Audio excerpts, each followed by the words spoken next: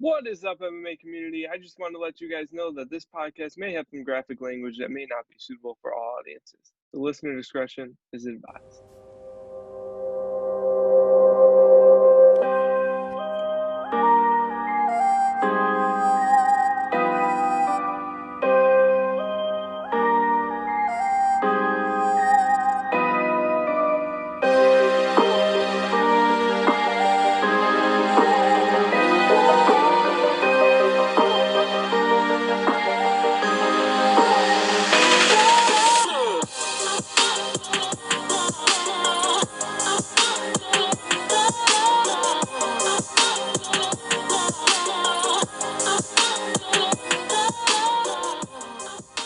Welcome to episode 18 of the BP Mean Gene MMA show. As always, I'm BP.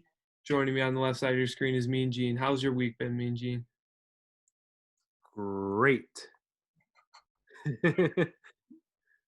What? Been a good week? Yeah, it's been a good week. Yeah, my week's been it's been a hectic one, but hopefully it dies down as we get further into these classes. So we'll jump right into the show. Just a few things I wanted to talk with you about. I think you mentioned it to me. The UFC is now in a hotel Mm-hmm. right next to the UFC Performance Institute. What do you think of that? Man, I'm super excited for it. I think it's genius, man. This COVID pandemic has really opened up a lot of things for the UFC. You know, obviously, when you're relying on other people, when you're relying on a middleman, you can often get fucked. And I think the UFC and Dana White in particular has realized, like, man, we can just do this shit ourselves. You know, that whole debacle with the fight in California where the governor was calling in or whoever it was, you know, calling in to cancel that event. I think they realized, like, man, we need to do things ourselves, and they have. You've seen it during COVID. They've taken the bulls by the horn, and you know, got that Fight Island out in Abu Dhabi, and then obviously they have the UFC Apex, which they envisioned that before. You know, that's obviously been built, and Dana White was smart in seeing, like, hey, you know, we can do fights here inside a UFC controlled arena. Yeah. So next step now is the hotel, man. Obviously, the hotel being built isn't going to be done in 2020. Who knows? Maybe even 2021. We'll see. Yeah. Who knows what's going to happen with COVID and all that shit. But regardless, it doesn't even matter if COVID's still around. Well, it'll still be around, but I'm just saying if the country's still going through what's going through right now, Yes. it's still a good thing for the UFC to have their own hotel where they can control shit now. You know, so now they got the Apex. They have the training facility, the Performance Institute, and now they have the hotel too. You know, they're taking control of their operations, and I think it's great. I think it's genius, forward thinking, and man, I got to hand it to the UFC, man. It's great. Yeah, I agree. I think it's exactly what you said. I think it's super forward thinking of them. And beyond that, it's more of a who knows if I doubt, hopefully, knock on wood, they'll ever have to deal with a pandemic again. But either way, it's great for the company. It's great for them being able to sell an experience to the fans because a lot of fans can stay there and then go right to the event at the Apex. They might even do a little Tuesday, a little cheap tickets for people who live in Vegas. You go out on Tuesday, sleep at the hotel, and then go to a Tuesday night contender series. That Mm-hmm. something like that. It's perfect for them, and even more so, all of their international fighters need a place to stay. In the UFC, I don't know what their contract is, but I'm assuming the UFC covers their travel. So They do.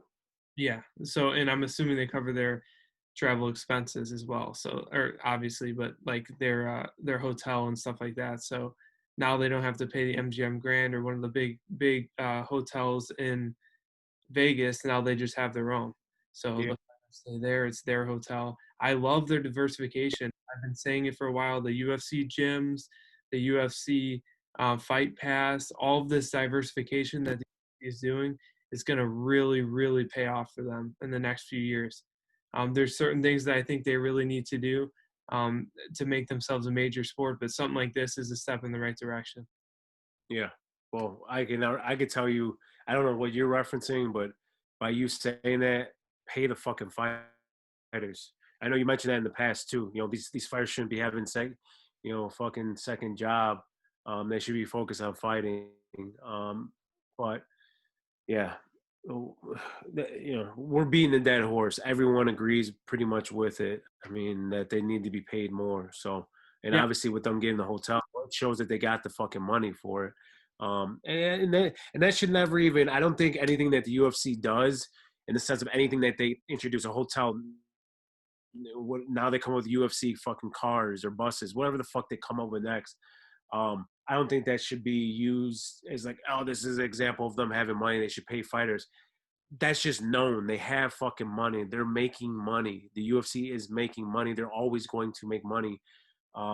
So they can always pay these fucking fighters more. We don't need them to announce that they're building a hotel and for people to jump on the fact like, oh, you're building a hotel. Well, then you got money to pay the fighters, and they got money. They got money to pay the fighters whether they build a hotel or not. And that's just something that hopefully at some point that they fucking realize like it's in their best interest to pay these fighters some more money so that they don't have to fucking be distracted by taking on second jobs and things of that nature. So whatever. I don't want to dive deep into this. So yeah, all I want to say about is just that I definitely agree with you. I don't think the UFC is obligated to. I think they should be no. forced to, but I do think it would be a smarter move for them. The only issue, and this we see in a lot of business, is UFC if they increase their pay scale for the fighters, that then takes away from profit. Of course, I think the long term benefit would be better, Mm-hmm. but that then will affect them when it comes to their shareholders and stuff like that. So that's why I think they're so hesitant. It's an example of the CFO having a lot of power in a company. Um, Mm-hmm. I think that's the issue that the UFC runs into. Dana White is Dana White. He's the president. He doesn't sit in the back room with the financial guys and figure all this stuff out. He just does what he talks with the executives of the company, and they tell him pretty much what their decisions are. Obviously, he has input in that, but he's not the final. Major input in on it. Yeah, I wouldn't get caught up behind the president no. moniker with him. My He's point, got a lot more power than of that. course, major input. My point is he doesn't sit, especially when it comes to finances. He doesn't work Yeah. out. They just tell him this is what they're being No. paid. He's never going to say, yeah, we should pay him more because he's legally responsible. So he Yeah. don't do that at all. He just backs the company. Oh yeah, their paychecks are fine. Either way, Yeah. like Yeah. sport. No. I hear you on that. I mean, at the end of the day, we can just cut through the bullshit. They want to make as much money as possible. So obviously they're going to pay the fighters as low as they can. Of I mean, course. it's just any company is going to do that for the most part. Yeah. So that's really what it is. They're just trying to max profit. I mean, that's what. Of course, every company will do that. Um, Mhm. I thought I had a sneeze. Anyways, with that being said, and paying money, Poirier is not probably fighting Conor McGregor. It seems like it's Poirier versus Ferguson on that. Hopefully on that same card as Khabib versus. I almost like Khabib versus Khabib. Khabib versus. Um, how do you feel about this fight booking? It's not booked officially yet, but it seems like that's Yeah, we talked about this before. on the. Um, I think, and we predicted it as well. Obviously outside of Connor fighting Ferguson or whatever or Poirier, but man, I think it's a perfect matchup. There is no other besides Ngannou versus Stipe and obviously Blachowicz versus Reyes. There's whatever. There's a lot. Let me stop myself. There's a lot of matchups where you're like, okay, that's the obvious matchup to make. Okay. What I'm saying here is it's an obvious matchup to make. You can't make any other matchup in the These are the two best guys in that division outside of the the title fight, which you already mentioned, with Gaethje and Nurmagomedov. Um, and man, it's just pure violence. It's a great fight for the fans. I know I'm super excited for the fight. And then it just also works out too for the division. Whoever wins that fight truly deserves to fight next for the title. And especially, man, if Ferguson wins, it's great because then you can get that fight back with if Khabib ends up being Gaethje, you can get that fight back naturally. Now, obviously, it's cursed or whatever 5-6 times they've tried to book it, but at least if Ferguson beats Poirier, this version of Poirier, it's clear cut that he deserves a shot against Khabib, and that's the fight that everyone wants to see. So yeah, I'm super excited for. I'm happy. It's a layup. I mean, it was probably one of the easiest matchups to make as a UFC matchmaker. So and then also the other factor in it, real quick. I know I was ramble on. Is if it does end up being the co-main event under Nurmagomedov and Justin Gaethje, then if either one of those guys falls out, boom, then you have either Ferguson or Poirier to step in. I would assume it's Poirier because he's coming off a win, But anyways, they would step up and move into that title fight. So yeah, it just works it works all the way around for sure. So I'm happy with it, man. I'm super excited. Speaking of what a stacked card if it does go on that. Oh, UFC 253 card is freaking unbelievably stacked. It's already 254. 254. Yeah, I'm sorry, 254. 253 is stacked too, but mainly 254 is unbelievably stacked. They got, you know why? Because I wrote in my notes it's 253. Anyways, UFC 254 unbelievably stacked. If they do have that if they do have that fight just like puts the cherry on top, but the whipped cream's already on the ice cream. Do you want me to? I mean, you want me to list it? It's absolutely ridiculous. Like I would truly argue that this is the best UFC fight card of all time. Like legitimately. Like 249, I mean, 249 was stacked all the way through the prelims. Like the early prelims were the only fight. no way. Like yeah, no way. There's other UFC 100 obviously is up there. Yeah, 200. 249 real quick. I mean, here I'll run through this. This is how ridiculous this card is. Like super fucking ridiculous. You got, and here's the thing with 100, you had the names. That was the big thing about 100. You had the names like Brock Lesnar. You had these like, in a sense of a spectacle, but in a sense of like, man, true, just perfect fights. I'll run through it. Nurmagomedov versus Gaethje for the title. Then under that, we're assuming you're gonna have Dustin Poirier versus Ferguson. Then you have fucking Robert Whitaker versus Jared Cannonier. Winner is the next up for the middleweight title fight or middleweight title. Then you got Magomed Sharapov versus Yair Rodriguez. Again, probably the winner of that's going to end up fighting for a title. Then you got fucking Volkov versus Walt Harris. Just fun, super big, but it's a fun fight. Calvillo versus Murphy. Winner of that is probably going to fight for the title after that. That's the strawweight, right, against Shevchenko, I believe. And then you got fucking Rafael Dos Anjos versus Islam Makhachev. Bro, and it's not even done. I mean, they still have more fights to add to that. Maybe I'm getting ahead of myself in saying that this is the best fight card of all time. It's probably not. I mean, because that's the other thing about it. When you look back at the other fight cards in the past, it's like with UFC 100. You look back, like John Jones was on the prelims. Okay, like at the time though, John Jones was a top prospect. Just like if I'm looking at this top prospect in Islam Makhachev, or you have Magomed Sharapov, like that type of thing. So looking back on that card, you're like, man, John Jones is a fucking GOAT. Like he was on that card. Oh, that card's amazing. So obviously, if you look back on this card might end up being the best. So in the moment, comparing to 100, obviously 100 is better, but I just think that this has potential in the end. Like when you look back on, like, man, this could potentially be one of the best of all time. Just because I think Nurmagomedov and Gaethje's going to be a great fight. Like, I don't think it's going to be a domination by Nurmagomedov. I anticipate this fight being like a John Jones versus Gustafsson 1 type of fight. Like, I think Nurmagomedov, this is going to be his toughest test to date. And then under that, you have, bro, that under that is fucking potentially like a Robbie Lawler versus fucking 196. What? McDowell? Yeah, Rory. Yeah, exactly. Yeah, exactly. Where it's just like, bro, this fight is like arguably one of the greatest fights of all time. And so, anyways, whatever, man. I don't want to. We're trying to knock this fucking podcast out quickly, so. But I'm super excited for 254, and then let's just jump. You want me to just jump into 253? Just keep going, because 253 is fucking. 253 too. Go ahead.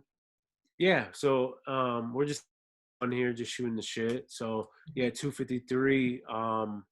Before 254 is you got Adesanya versus Paulo Costa, and then then right below that you got fucking Dominic Reyes versus Jan Blachowicz, and then after that, then it gets a little bit light, but there's just some fun matchups like, man, Kai Kara France versus Brandon Roval. Yep. Hakeem Wadu versus Zabaria Takagov. I can't pronounce his last name, but I'm Takagov. Claudio Gadea versus Jan. I don't even know how to pronounce the name, but all I know is this chick is a fucking beast. Zan, yeah. I can't even pronounce it, man. So it's more about the younger. Yeah, it's more about the younger, like, up and coming fighters, guys that you're just kind of trying to weed through the top prospects, like the Kai Kara France versus Brandon Roval. That's for that division for flyweight. So, what else is on here? There's Shane Young versus Nate Landwehr. Should be a fun fight. Diego Sanchez is on there versus Jake Matthews. Whatever, but it's just Ronda Marcos versus Mackenzie Dern. But just in general, like, just those two fights at the top are awesome. I mean, yeah, you're gonna get a new light heavyweight champion, and then Adesanya versus Paulo Costa. I'll go ahead and say it, man. You might be seeing. We'll get through our picks for this card coming up. When we get to our picks for that card, I can tell you right now, I'm probably gonna be leaning Paulo Costa. I'm fucking crazy, believe me. I know, like, Adesanya is potential to be the GOAT. Like, but what I'm just saying is this will be his toughest test to date. 100%, in my personal opinion. 100%. I guess, just given that we're just, and I'll let you get to it. Like, listen, you already see what I'm drinking on, so I'm rambling on a little bit. But I'm just saying, after the fact with Romero, I would say Romero obviously is, to me, the more dangerous fighter than Paulo Costa. But Romero has a problem of just fucking being a counter fighter, not using his wrestling now. He falls in love with the striking. So you saw what happened in that fight. So obviously between the two, yeah, Romero's a dangerous fighter, but we already saw that matchup. We saw it was an exciting matchup. I think Paulo Costa, this dude is coming after fucking Adesanya. He's not going to sit back. He's not a counter striker. He's going to give Adesanya hell. And the question is, can Adesanya handle that, for 2 rounds? Whitaker tried to rush. Whitaker tried to rush. But also, I can't even call you crazy, because I really think we're going to see a new lightweight champion at UFC 254. So, yeah, with Gaethje. Okay. With Gaethje being your eyes, you're like, what? Yeah, I was like, what? I thought you were about to say, yeah. Anyways. Yeah, no, I don't know. We'll see what happens in that fight. I mean, Nurmagomedov is fucking legit, man. If he beats Justin Gaethje and then beats Ferguson, I mean, he's definitely gonna be in the conversation for to go on Mount Rushmore type of thing. And then the conversation will come up as GOAT, and then naturally, I'm assuming, I know I'm gonna laugh about that. I'm sure you'll laugh too, because there ain't no surpassing John Jones, man. I don't give a fuck how you feel about John Jones. I can legit say I'm a stan. I know you are too. Like, his record speaks for his fucking self, man. Ain't nobody passing John Jones. Like, John Jones is the GOAT, and now that he's moving up to heavy, well, let's chill out. So finish up with 253. We can get to John Jones in a second. I was just about to say, speaking of UFC 250, they got that light heavyweight title on the line. Let's go to the root of that. John Jones moving up to heavyweight, vacates the title, so it's a 50. Man's fucking moving up. I love it. I think Ngannou right now is the guy to fight Stipe for sure. Give Jones some more time. I know this has frustrated you. It's frustrated me as well. Where a lot of people are talking like, oh, how could Jones possibly pass up Stipe? He's not going to. I mean, that's the short answer to that. And it's not like they're passing up Jones either. That's Okay. Ngannou, you mean. what'd you say? Ngannou, you mean. No, John Jones isn't going to pass up Ngannou is what you're saying. You yeah, said Stipe. neither are passing each other up. The point is that Jones is not fighting in heavyweight until after that fight happens. They're giving him more time Yeah, up to that point. So yeah. yeah, I love the call from Jones. I love to see him go up to heavyweight. I do think it's a little bit sad, um, seeing that I guess era ends of him reigning at light heavyweight. The three generations he beat, Hmm. but yeah, new light heavyweight champion coming soon. Yeah, it's weird, man. And it's a weird feeling. Seeing him give up that belt after dominating for so long, but perfect fucking time to do it, especially after the last couple fights that he's had um, in that division where he's like eking out wins now. You know, Thiago Santos, I thought he clearly won, but still, judges, you know, it was a close fight on the judges' scorecard. And then Dominic Reyes, I'll be in like live watching, sitting in person watching that, not at the fight, but I'm saying, you know, at the bar watching that shit. I thought that fucking Ray. I thought they were gonna give it to Reyes. Did I think John Jones squeaked out 3-2? Yeah, I thought he kind of did, but the way that fight was overall, I was like, yeah, they're gonna give it to Reyes, man. But they gave it to Jones, and I think Jones realized, like, man, dude, you know, these guys are coming for me now, and you know, they're faster, quicker, you know, or pardon me, faster. You know, there's a lot of tape on me as well, and these guys are just, you know, within like a couple fights, I might end up losing this belt. So now is the time to move up. Plus, I'm trying to make more money. I'm at that quote unquote end of my career, even though he's still kind of young. Um, you know, now he can move up to heavyweight and he can fucking reign up there for 10 years if he wants. To be honest with you, I mean, these guys are fighting till like 45 at the heavyweight division. So we'll see what ends up happening, if he does or not. I mean, because it's a totally different division, but perfect time for him to move up. As for heavyweight now, I do think that it has to be Ngannou next. Dana saying Ngannou for sure.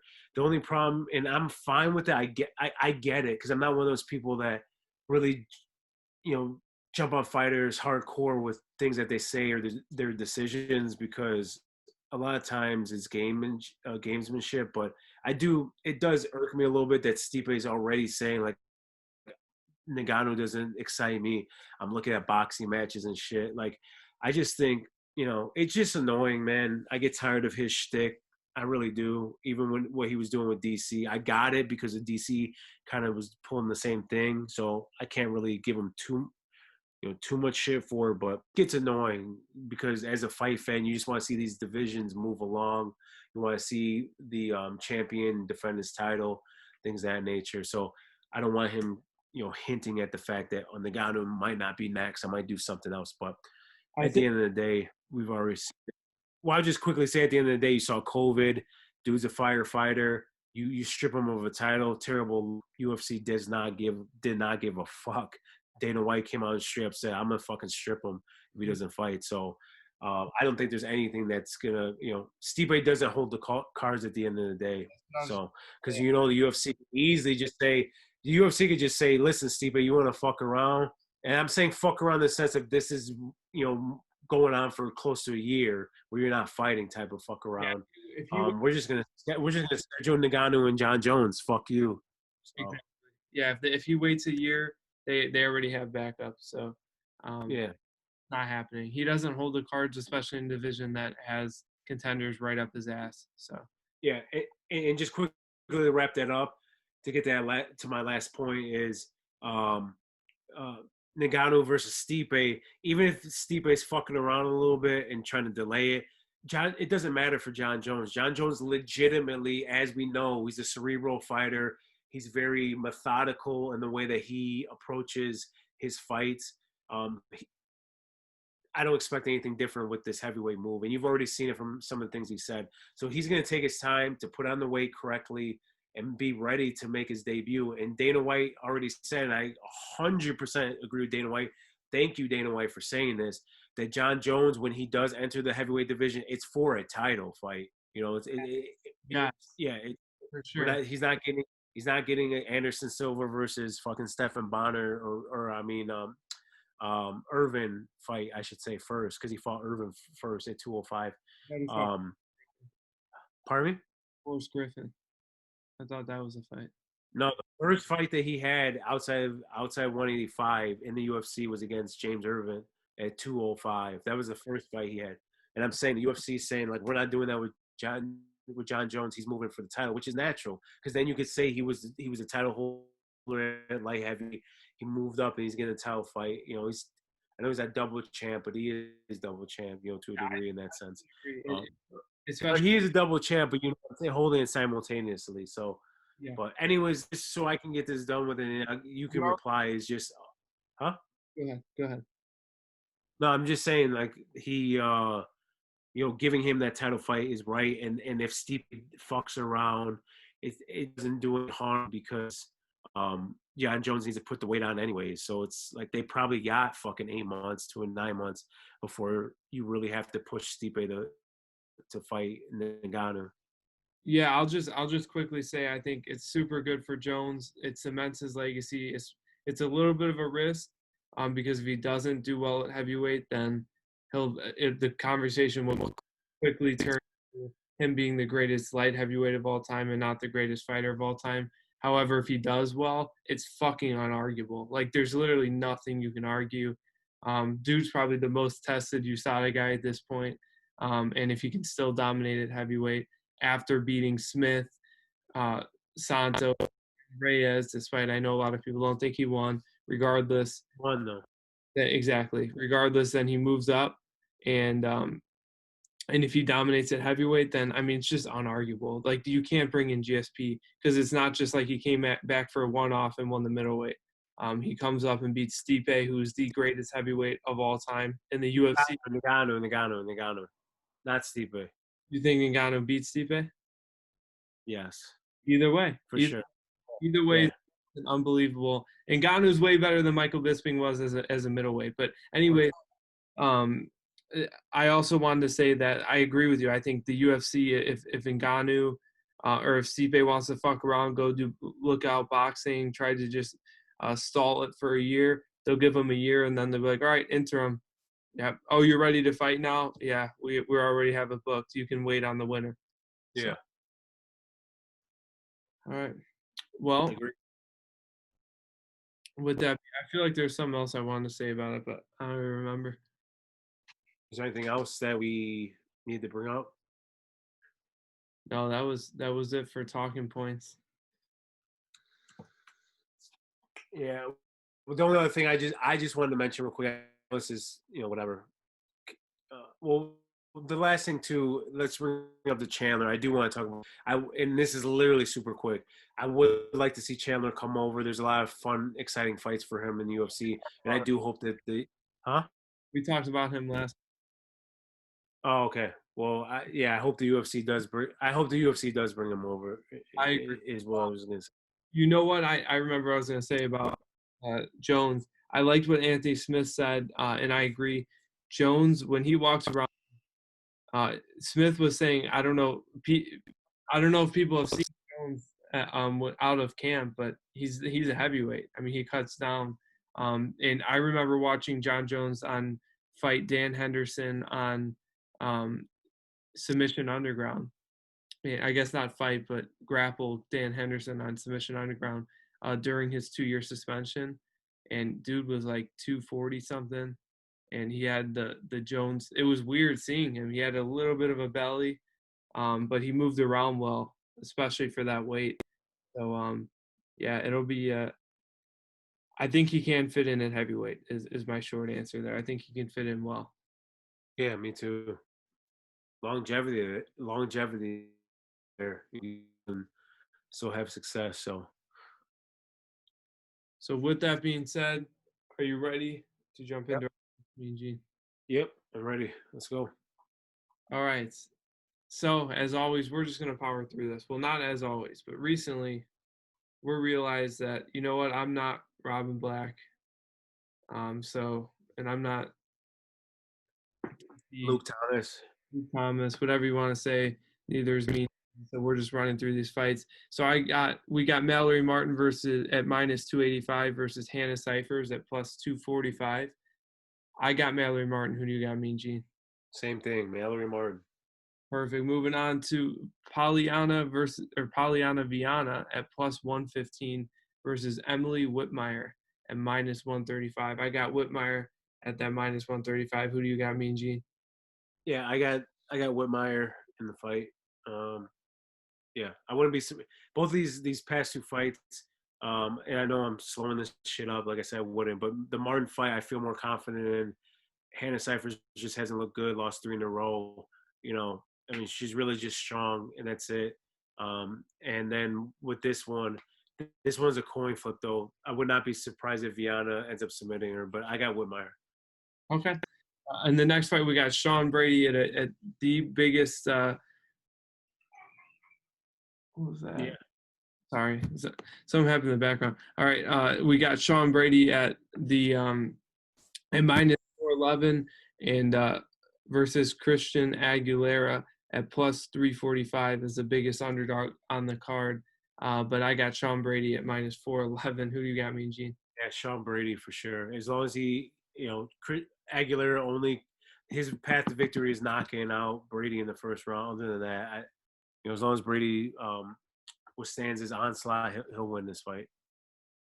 All right, and then we got Alex Caceres at minus 205 versus Austin Springer at plus 175. I got Alex Caceres. Who do you got, Mean Gene?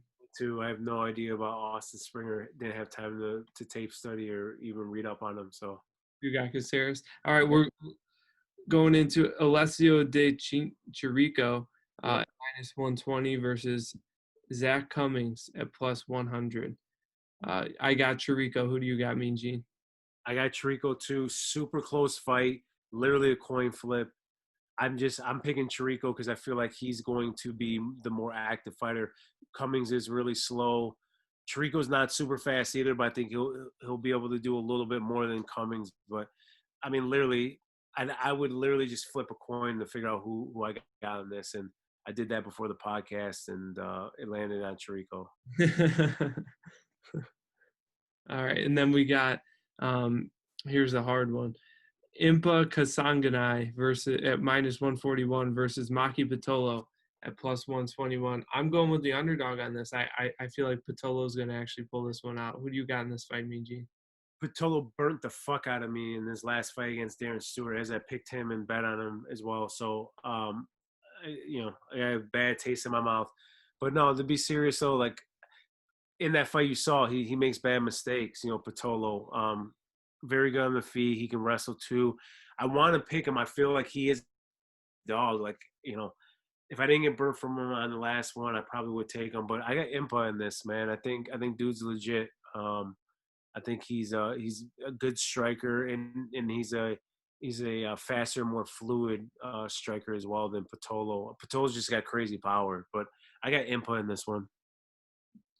All right, and then in the next fight, we got Magomed Ankalaev at minus 300 versus Ian Kutulaba at plus 250. Again, there's only a few on this card for me, but I'm going with the big underdog in Kutulaba, which I don't think – I think I understand why Ankalaev is is such a favorite in the fight, but I think he's a little bit too much. So I like Kutulaba. I think he can knock him out. Who do you got, Mean Gene? I got Ankalaev for sure. I mean, like I feel like Ankalaev and Dark Horse probably isn't the best word to use because dude's fucking legit, but he legitimately could win a title in that division, in light heavyweight for sure. Especially with John Jones leaving out too, so it's wide open. But dude, he's a way better fighter, more skilled. Kutalaba, how he wins is he knocks him on the first round. That's it. And I would not be surprised if Kutalaba won because that knockout power. That dude, like his nickname is the Hulk. He is the fucking Hulk, bro. He's crazy as fuck. Throws heavy punches, moves forward, heavy kicks to, you know, the problem with him is just mental, to be real with you. If he could just fucking chill the fuck out mentally and fight more cerebrally, um, he could be a better fighter 100%. He has a lot of talent, man, physically, but just mentally, man, he just makes mistakes. That's why you see his record real quick. I know I'm drowning on. You see his record. He has like he beat some fucking top guys, but then he has terrible losses as well, and just he's super inconsistent. And I just, yeah, man, Ankalaev in this fight, you saw in the first one, he took on that barrage in the first, and he was able to handle it. He's just a way better fighter than Kutalaba. So I'm going Ankalaev. Would not be shocked if Kutalaba won, but I'm going Magomed Ankalaev. Okay. Yeah, I think I got Kutalaba in this fight for the same reason you got Ngannou against Stipe. I think we both agree Stipe is a better fighter, but obviously that's an extreme example because Ngannou he can knock out an elephant, but Kutalaba. Go ahead, keep going. I'm just saying in general, Kutalaba has that puncher's chance, and I do think he'll knock him out. He's kind of wild, so.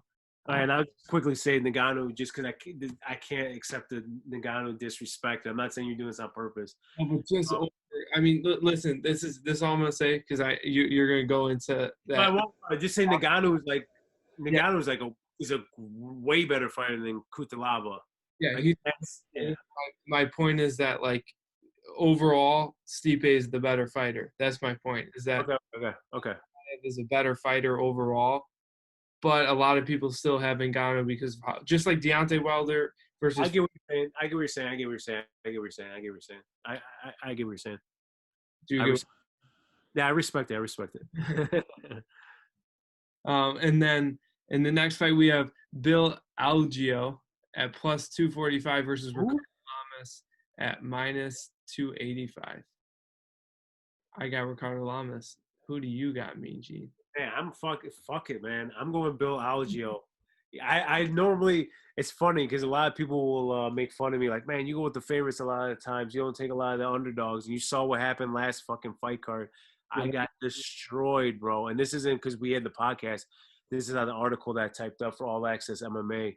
This betting, I do weekly. But I got destroyed on it because it's not because I went with all favorites. It's just, it was fucking, I don't even know what it was. There was like 10 fights on that card, and I think 8 of the underdogs ended up winning. So, but yeah, man, I'm going with the underdog. I'm going with Algeo. I have no fucking reason other than I just feel like, man, his chin now is suspect. He's a more well-rounded fighter, more dangerous fighter.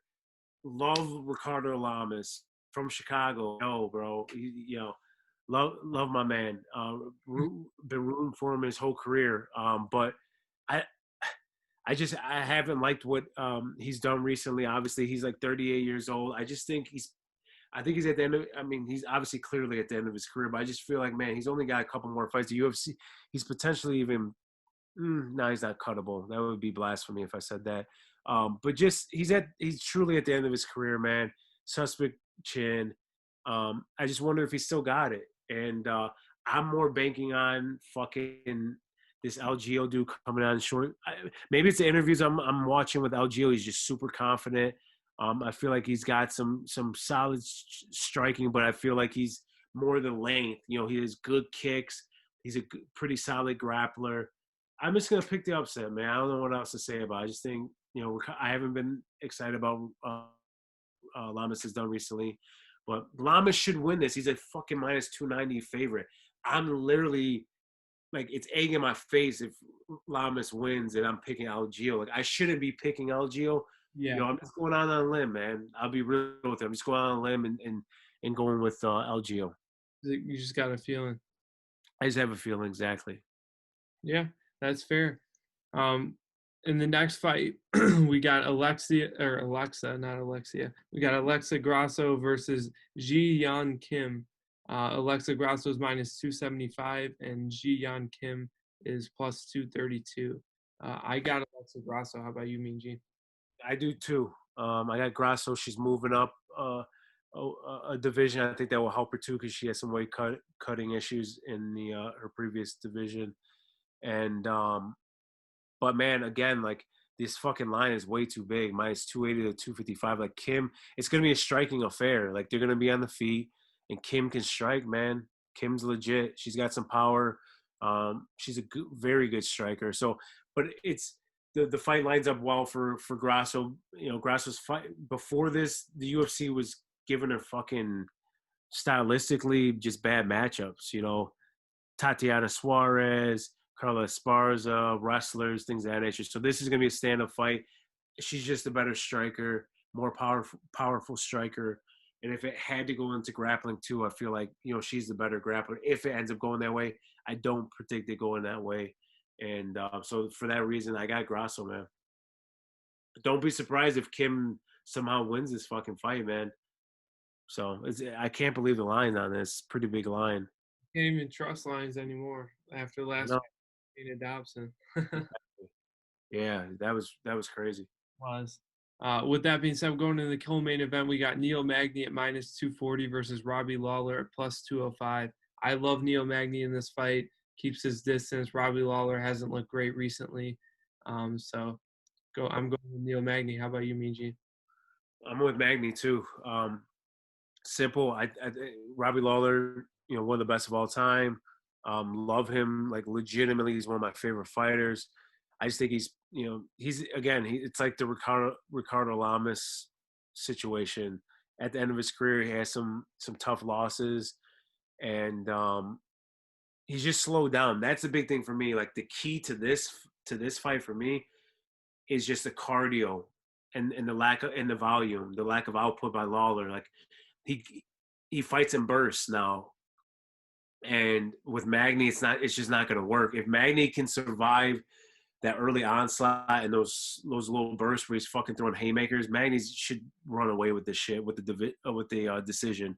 I think he'll pick him apart from the outside, and now I think he'll grapple with him too to tire Robbie Lawler, slow the fight down, and stop. Just same thing you saw with Covington. What Covington did with Lawler, the same exact thing. He just smothered him, did not let him get any fucking distance and throw those haymakers, tire him, and then when Robbie would go through those bursts, after those bursts were done, it was over with. And then Covington knew that he could just pick him apart and take him down if he wanted to. So I foresee the same thing.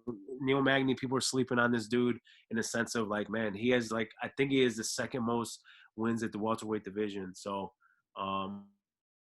his last two, even though it's not Robbie Lawler, but the UFC has realized what Magny is.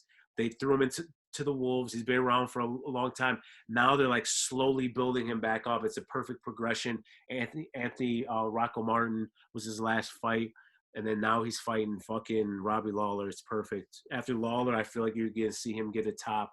You know, I don't even know if Lawler even still ranked, but he'll get a top 10 guy after this. For sure, Lawler's ranked. I think he's pretty high too, surprisingly. Yeah, like 15 probably. Uh, Probably not even ranked. I would be surprised if it's right. yeah. 15? Okay. So then, yeah, Magny, we get top 10 after this. Anyways, that's it. I think it's going to be a decision win for Magny. Do you know who I was thinking about who's surprisingly high? Well, still Robbie Lawler, surprising that he is ranked. But in the next fight, we got Anthony Smith, who's ranked number 5. Wow. Anthony Smith at plus 219 versus Alexander Rakic at minus 259.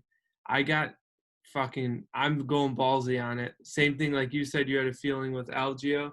Uh-huh. I got Smith. I have a feeling with Smith, and maybe it is because I listened to his interview with Ariel, but I don't know. There's something about him that I feel like that this is he's going to do well against the younger guy in Rakic, and Rakic gets these flash knockouts, and I think he's going to get frustrated with how fucking durable Smith is, which we'll get into the bets, but going the distance is a big one. But yeah, I think Smith, I think he pulls it out somehow.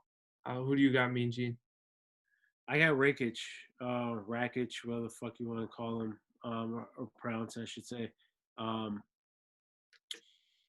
As I signed into my FanDuel account just to make sure I got my fucking $50 that won. on the Cubbies. And now you're thinking, what the fuck? The Cubs lost, but they had a promotion that was very easy to hit. So I just wanted to make sure. Anyways, apologize about that. I got Rakic. Simply put, I think more volume, um, a bigger puncher, for sure, bigger kicker, and in the gas tank too. I think he's got a better gas tank. As for Anthony Smith, um, and this adds to why I'm picking Rakic. He just got knocked out viciously, or just I mean, he got knocked out viciously or stopped viciously in his last fight against Glover Teixeira, and that was like fucking 2 months ago or something. I felt, and I'm not a fighter, I'm not a physician, I'm not a doctor, whatever the fuck you want to call it, but I felt like he should have taken more time off, and he didn't. He's jumping right back in, and yeah, man, I like Rakic, man, like legitimately. I think he legit could win a title. I don't think he's a true title holder. He's like, for me, he's the type of guy that maybe would just win it and then lose it in the next fight. I don't know if he'll ever defend it, but the kid's got talent. He's a good wrestler. He's not a good defensive wrestler, but he's a good offensive wrestler. And I just think on the feet, man, he'll be able to keep Smith at a distance. But Smith is super fucking tough. I would not be surprised if Smith ends up winning this. It was tough for me to pick. It's not tough for Rakic, but it's just tough for me to potentially put Rakic in any type of bet because, man, Andy Smith is truly a live dog, and I'm super. It's like a sucker bet, man. It kind of reminds me of NFL where you're getting the clearly better team on the road where they're minus 3 points on the road or minus 3.5. You're like, fuck, like the Patriots or fuck. Let's just say the Packers. The Packers are better. Packers are better. Or whatever, the Saints. I'll go Saints. Sorry, man. Listen, man. I'm fucking drinking some whiskey and shit, so I'm rambling. But anyways, like just say the Saints. They're on the road. They're 3.5 point favorites against a pretty solid team. You're like, man, I'm gonna take the fucking Saints. But it's like, man, it's a sucker bet, dude. Take the home team is pretty fucking solid team. Plus, they're getting 3.5 points. It's one of those things for me with like Anthony Smith. Something in me says to take Anthony Smith because you're getting plus 230. Yeah. But to be real with you, the thing that stopped for me, and I have to say this, man, because like this is for the fucking listeners, and I got to toot my own horn in the sense of like breaking down fights and shit. Anthony Smith, if you go back and look at his resume, it's not good. Like he got the title fight because he knocked out fucking Rashad Evans that retired after that fight, and then he knocked out a fucking archaic fucking Shogun Hua. Like he's not that good, man. If you look at his card, like you look at who he's beating and how he got, and then he fights John Jones and just gets absolutely destroyed against John Jones, and then he comes back and fights a questionable Gustafsson, like you know, I mean, a shell of himself, Gustafsson, and then he goes out and gets destroyed by Glover Teixeira. And granted, he looked good against Glover early, and he normally does not look good early. That's the key. He's a slow starter. Again, another reason why I'm taking Rakic for that reason, because I feel like Rakic isn't going to let him, like, you're not going to be a slow starter, bro. I'm going to put these heavy hands and these heavy kicks on you. So, and then on top of it, let me say real quick, because bro, I broke this motherfucker down, and I'm writing this article right now. I'm about to type all the shit up in this article that I'm breaking down. Is like Andy Smith is a slow starter, right? Historically, this is only a three round fight. I don't know why it is. This still blows my mind, and this is only 3 rounds. I don't even know if you know why, but Yeah, for whatever reason, it's only 3 rounds. And because it's short notice, and Anthony Smith said conditioning doesn't change. But my was supposed to headline this? Is that what happened? strategy does. What'd you say? Was someone else supposed to headline this and then this? Yeah. Yeah, the original headliner was fucking who was the original headliner? It was someone versus Rakic. It was Anthony Smith is a late replacement. Oh. Yeah, it was. Why can't I don't remember what it was, but Anyway, okay, so that makes sense. I didn't know that. I should have known that. I did not know that. But yeah. So with the to that with the 3-round fight. It's like Anthony Smith starts, is a slow starter. 5-round fight, I give him more of a chance. 3-round fight, it's like I'm giving him less of a chance. Would I be shocked if he ends up winning? No, I would not be shocked. I mean, he's got some talent. He's fought, the who's who in the division, and Rakic hasn't. Ozdemir is the only guy that they've both fought, and the only guy that's like legit besides Manuel. So I got, long story short, I know we're trying to wrap this up. I got Rakic. So If we had a director on this podcast, he'd be fucking screaming in your ear. I know. But with that being said, let's move on to our bets, Mean Gene. For my bets, going through the card, I picked Kutalaba. I figure I can get an extra 100 points there. It's plus 250 for him to win. I think the only way he wins is by KO or TKO. So I'm going to take that plus 350. All of these odds come from Bet Online. So other than that, then I have one unit on Rakic versus Smith going the distance. I know Mean Gene, we were just talking about this. But, Rakic versus Smith. Smith is super fucking durable. No matter what, you can say a lot. Like we just mentioned, he's not the most skilled fighter per se, but he's just durable. He was able to go the distance with John Jones. In that fight against Glover Teixeira where he was just outclassed by a million, arguably could have been stopped in the second round. He was able to make it all the way through the fourth. And remember, this is a 3rd-round fight. It's going to be really hard to get Smith out of there in within 3 rounds. You have to hit him fucking hard.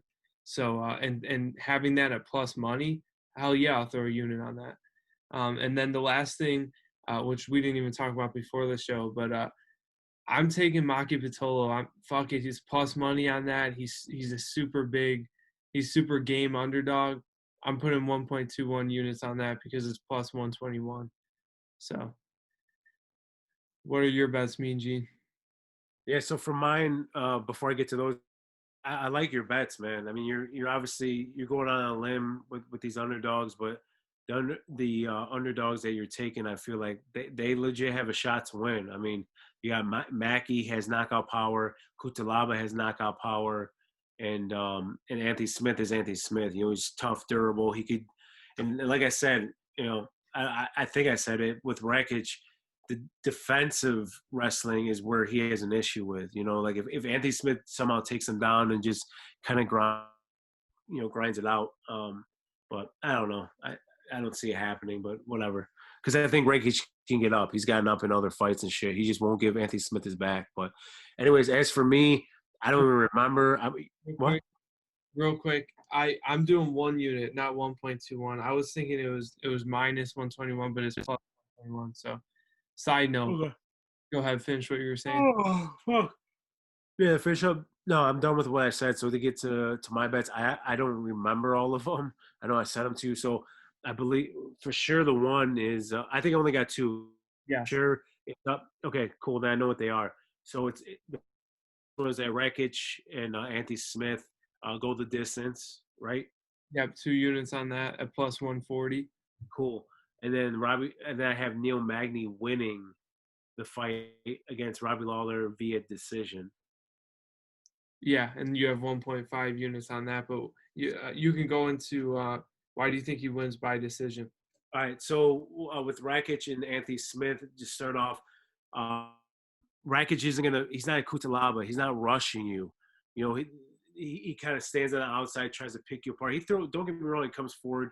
He has a lot of volume and he does come forward, but he's not rushing. It's not, that Kutalaba versus Ankalaev. Like, I feel like that shit's going to be, and that's, I didn't put this on there, but I do kind of like that under, 2 rounds, under a round and a half, if you can find, under a round and a half, if you can somehow find under 2 rounds, which you should be able to. Most of the books have it.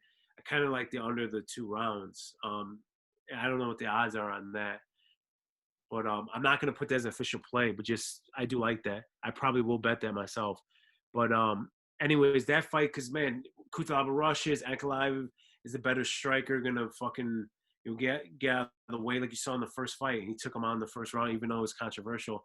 This isn't that type of fight. Like I feel like Rakic, he needs to get a win. He realizes, man, if I get this win over Anthony Smith as a headliner, I'm right there for the title shot. I don't foresee him getting out there and getting crazy. So that's one, and then two is Anthony Smith is super durable. You already saw that against Glover Teixeira where he took crazy shots. It was able to last until the fourth round. So that's why I'm taking the over in that, or this fuck I said. And then as for the Neil Magny, I just think Neil Magny is going to win this fight, just period. 240 is way too big. Maybe I get crazy, get a couple drinks in me, and end up taking Neil Magny minus 240. But as for the path to victory, Straight up. I think it's a decision. Robbie Lawler's tough. Robbie Lawler hasn't been finished, and I don't even know the fucking last time that he's been finished. If he's ever been finished, well, he's been finished, I'm pretty sure, but I don't know the last time he's ever been finished. And huh? Well, actually, the last time Oh yeah, Tyron Woodley, right? Ben Askren. Whatever. Fuck that. All right. Bullshit. Because Neil Magny. Well, just let me just say that. No, you're right. He got finished, but I'm just saying Neil Magny is not gonna get him in a submission. So just a knockout. What I'll say is, yeah. Tyron Woodley, but he's fucking super durable. And Neil Magny, I just don't think that's his game plan. I think he's gonna try to pick him apart from the outside, stay away from his power, and then ultimately, what I really think the number one thing is he's just gonna grapple him. You know, he's gonna get in on him, put his weight on him, try to take him down, that type of shit. So that's my favorite bet. That's my number one bet, is that Neil Magny wins via decision. Okay. I like that. All right. So Mean Gene, let's go over our picks one more time, super quick. Then we'll go over our bets, and then we'll close off this damn thing. For our picks, I got Mallory Martin, Emily Whitmire, Sean Brady, Alex Caceres, Alessio Di Chirico. Alessio, yeah, I was right. All right, Maki Pitolo, Ian Kutalaba, Ricardo Lamas, Alexa Grasso, Neil Magny, and Anthony Smith. Mean Gene, do you remember your picks? Do you want me to go through? Yeah. Mallory Martin, Emily Whitmire, Sean Brady, Alex Caceres, Alessio Di Chirico, Impa Casillana. Well, I'm pronouncing it wrong. I'm just going quick. Magomed, I have Bill Aljo, Alexa Grasso, Neil Magny, Alexander Rakic. Okay. I did. There's a sound on your side, I think. All right. And then for our bets, I got 1 unit on Maki Pitolo at plus 121. I got 1 unit on Rakic versus Smith going the distance at plus 140. And then I got half a unit on Ian Kutalaba by KO/TKO at plus 350. That brings me to total units bet of 2.5, and then total possible payout of 6.11 units. Mean Gene, what are your? So I got Anthony Smith and Alexander Rakic goes the distance. Plus 140. Plus 140. Okay. What did I put a unit on that? Put 2 units on that. 2 units? Yeah. All right, 2 units. How much you have in that cup there? I know, no, but I'm trying to like 2 units on that fucking. Okay, whatever. Anyways, yeah, it makes sense. Yeah, 2 units on that. I do love that one. You gonna take it back? You pull no, hell no. I just normally when it's plus money, normally I'll just put 1 unit on, but no. I got 2 units on that, and then Neil Magny versus Robbie Lawler. I got Neil Magny winning via decision. That is 1.5 units, right? Yep. And it's minus what, 140? Yep, perfect. All right, cool. So those are my 2 bets. And then that brings Mean Gene to a total units bet of 3.5, and a total possible payout of 3.87 units. So we'll go over real quick just because I see it here and I forgot to do it before we started our bets. But let's just give our results from UFC 252. Oh. My picks. UFC 252, because yeah, we didn't even break down the last card. Yeah. We didn't even break it down. So our last picks were. You really want to break this shit down? It's so fucking long ago. But go ahead, we can break it down. Go ahead. Breaking down the fights. All we're doing is saying that I went Go ahead. I went 4-6, bringing me to 41-43 losing record. But betting wasn't too bad after betting on DC. My bets, I was down 0.16 this card, almost directly even, and that brings me to a total of down 2.84 units. Mean Gene, you, sir, finally ended your winning streak. You still did good with picks, so you're 6-4 on the card, bringing you to 56-28. But then your bets, you were down 1.07 units on the card. So, in DC, bro. Jesus Christ. got 2.5 on them. Fuck DC. I love him, but fuck him. Jesus Christ. What saved me was betting on. I didn't bet on I bet on the fight, but I bet more so on the them going to decision, and that was plus 200 or something like that. So, bet on, man. That's why I should have like max bet on that shit. But that brings you to a total of up 2.57 units. So, okay. With that being said, Mean Gene, I got nothing else. Do you got anything else? Nothing. I'm actually looking forward to this card after the last one. The last one was just super weak. Yeah. This one's got some intriguing fights on it, so I'm looking forward to it. Oh, you're going longer. Yeah. To finish this off, gotta thank everyone. Mean Gene mentioned All Access MMA earlier. All Access MMA has designed this logo for us. Besides the faces, which were designed by Ty Booman, Jacob from All Access MMA designed this logo. So go check out that website. I write a recap every week, except for last week. And Mean Gene writes a betting article every week for them. If you're interested in what we're doing, obviously you are if you're listening to this podcast. So go out and read what we write as well. So other than that, thank you to Ty Booman for creating the original logo that'll still be the episode title and all the episode itself's logo. So you can go follow him at it's Tyrell Brown, by the way, not Ty Booman. That's what we call him. Go follow him at Cloud City Cartel on Instagram. Same thing on Twitter, same handle for him. If you like the music, you want to hear more of that, go follow Alex Weishart at Alohi on SoundCloud. Email us, tweet us personally. I'm not even going to say those. I'll probably mess up the handles, but they'll be in the damn notes. So just click on them. And then I think that's it. Am I forgetting anything? No, there's nothing else. Anchor, obviously. Oh, yeah. Thank you to our sponsors. Yeah, Fringe Faction and Anchor. Thank you, guys. Go subscribe to Fringe Faction. If you're making a podcast, use Anchor. It's easy. So. Yeah.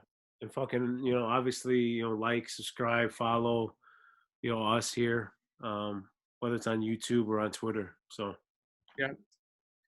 Subscribe, like this video, subscribe. We need to start doing that. I didn't even think about that. We should start saying for the people watching us live, don't forget to like and subscribe. Yep. Yep. Other than that, the 0 viewers. You said live. You said live. Ain't nobody watching this shit live. Yeah, you're right. People were watching this in video instead of listening to this. Yeah. I'm tired. Yeah, we're getting less views on our fucking YouTube than we are on our damn podcast. Yeah. Well, it's about to be 1:00, man. I have to finish this fucking article too. You still have to finish it? Oh, dude. Yeah, man. I have to knock this out in like 30 minutes, man. This shit is fucking. Yeah. Anyways. You want to see how that story ends? Go look at All Access MMA. See how Mean Gene's article turns out. With that being said, I'm out. Mean Gene, are you out? I'm out, man. I'm about to pass the fuck out. Peace.